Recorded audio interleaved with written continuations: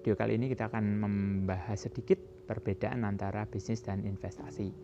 Nah, banyak teman-teman yang nanya nih, kalau di Facebook ngechat gitu ya, kalau saya punya duit 5 juta enaknya dipakai untuk investasi apa ya? Dipakai untuk bisnis apa ya? Nah, kadang-kadang saya nanya, lah tahu enggak bedanya bisnis sama investasi? Apa ya? Bingung mereka ya. Nah, daripada ditaruh di bank, Pak, bunganya kan cuma 3%, 4%, masih dipotong admin tiap bulan, masih ada pajak pula ya. Nah, itu parah memang ya. Jadi kalau sudah ada kesadaran untuk tidak ditaruh di situ terlalu banyak, tapi diputarkan di instrumen investasi yang hasilnya lebih gede dari inflasi, itu udah bagus sebetulnya. Jadi sudah melek nih secara finansial. Cuman teman-teman harus bisa membedakan ya antara investasi dengan bisnis. Yuk ambil contoh kasus. Misalnya Anda punya uang 10 juta. 10 juta mau dipakai untuk apa? Investasikan di tempat yang low risk. Ya, low risk itu apa? Deposito. Ya, bunganya berapa? Ya, BPR mungkin masih ada yang bisa ngasih 6%. Tapi kalau bank biasa ya, bank umum itu paling masih di angka 4%. Kalau BPR berarti ngasih 6%, berarti 600.000 hasilnya. 6% setahun loh ya, bukan 6% sebulan. Yang kedua, Anda bisa taruh di instrumen yang lebih agresif tapi tidak terlalu agresif, reksadana misalnya. Nah, reksadana yang apa? Yang medium risk itu ya yang obligasi. Obligasi itu bisa 12% per tahun. Jadi bisa dapat 1,2 juta. Ya. Terus ada yang bilang gini, Pak, tak beliin kapling tanah. Bagus sebetulnya kalau kapling itu kenaikannya bisa lebih gede dari reksadana mungkin.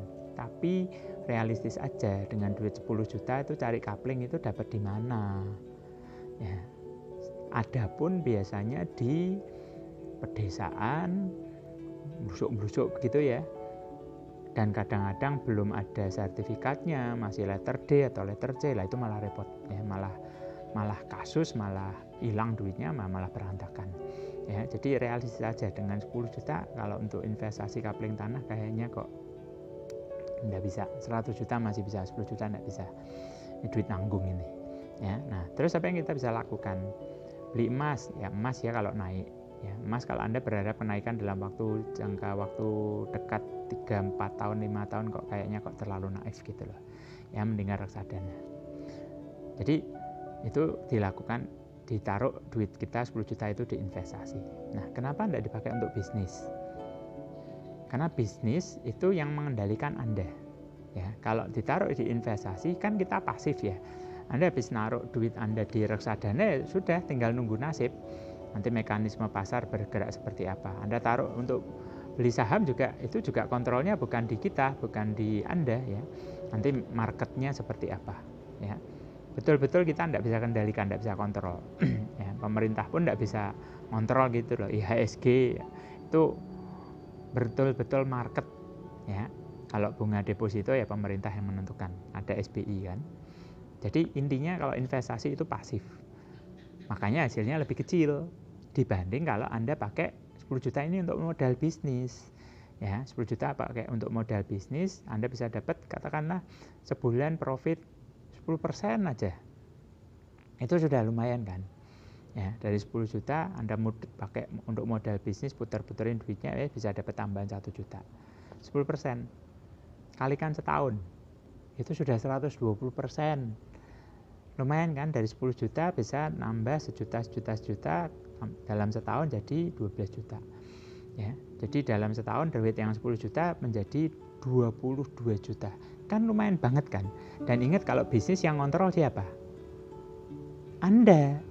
Ya, kalau Anda males ngerjain, ya hasilnya jelek. Tapi kalau Anda rajin ngerjain, ya hasilnya bagus. Ya, tapi bisnis apa, Pak? Takut gagal. Ya, nanti duit yang tidak seberapa 10 juta malah hilang dan lain sebagainya. Kalau mau bisnis, jangan mikir gagalnya dulu, mikirnya suksesnya dulu. Kalau Anda belajar naik motor, mikirnya jatuhnya dulu, ya Anda akan pernah berani untuk naik motor. Ya, Anda belajar naik mobil mikirnya wah nanti kalau nabrak kecelakaan dan lain sebagainya mikirnya negatif dulu ya Anda akan action. Ya. Jadi yang harus kita lakukan adalah kalau mau bisnis ya positive thinking dulu. Ya. Oh, jalan lah. Yang lain bisa jalan, masuk kita tidak jalan. Ya. Nah, kalau masih takut, carilah bisnis yang memang ada komunitasnya, yang ada mentornya, yang modalnya juga tidak banyak, tidak gede. Sekarang kan banyak kan bisnis-bisnis online yang modalnya ya di kisaran ya antara 1 sampai 5 juta itu masih banyak kok. Ya, ada mentornya, ada komunitasnya. Nah, enaknya apa kalau punya mentor, punya komunitas? Kalau Anda ada masalah, itu Anda bisa ngobrol bareng dengan komunitas Anda. Kalau ada masalah, Anda bisa nanya ke mentor Anda ya, supaya nanti bisa dibimbing, dapat solusi seperti apa. Ya. Jadi semoga video ini memberikan pemahaman kepada teman-teman bahwa kalau punya sisa duit, mau hasilnya returnnya gede, pakai untuk bisnis. Bukan ditaruh di investasi. Nah, masalah nanti dari hasil bisnis Anda misalnya, sebulan dapat tambahan nih 1 juta. Nah, Anda butuh tambahan untuk modal lagi enggak? Kalau enggak, nah baru hasil bisnisnya itu Anda taruh di instrumen investasi. Ya, jadi kalau awalnya baru punya dana sekitar 10 juta mendingan pakai modal bisnis. Dari hasil modal bisnisnya itu hasil bisnisnya itu yang Anda masukkan ke investasi. Ya, jadi duit 10 juta Anda berkembang lebih besar, dapat profit, ya profitnya masuk investasi, investasinya juga menghasilkan sehingga nanti terjadi perlipatan income. Ya, jadi semoga video ini sedikit banyak membantu memberikan jawaban atas pertanyaan teman-teman yang biasanya selalu nanya, ini punya duit untuk apa, investasi atau bisnis dulu, ya. Oke, yuk silahkan take action. Ya, cari bisnis yang memang ada mentornya, ada komunitasnya supaya Anda bisa grow up, ya, bisa mendapatkan massive income nantinya. Oke,